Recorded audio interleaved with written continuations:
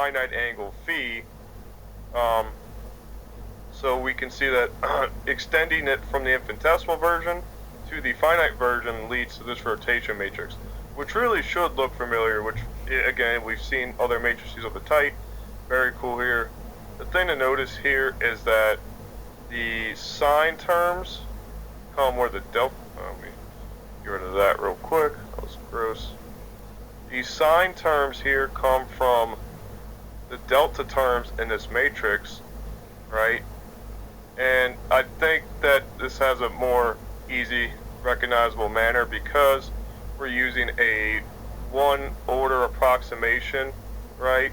As we're assuming that we're going from phi to delta, the first order approximations gave us sine of phi, went to delta, and of course the first order approximations for cosine went to 1. So we see that we have a 1, 1 here, hence the cosine, cosine.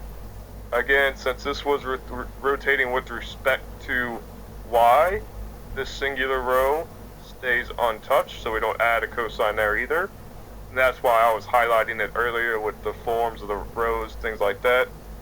So this only works because of the first order, and the extension was taken in the limit, so we're good for everything else. Hence, we can conclude this is the finite version, or the infinitesimal can be extended to the finite rotation, and we found that rotation matrix, thus concluding problem 6.16, and we see how both vectors and scalars perform under these transformations, and this will come back in glaring fashion here soon.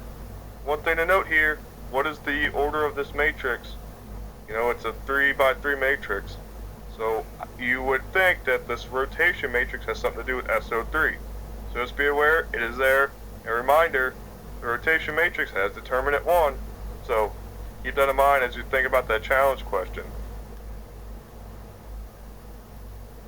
So in summary, we kind of saw what we were expecting out of scalars and vector transformations, and we completed that chart of transformation properties with the parity, with their commutator, anti-commutator,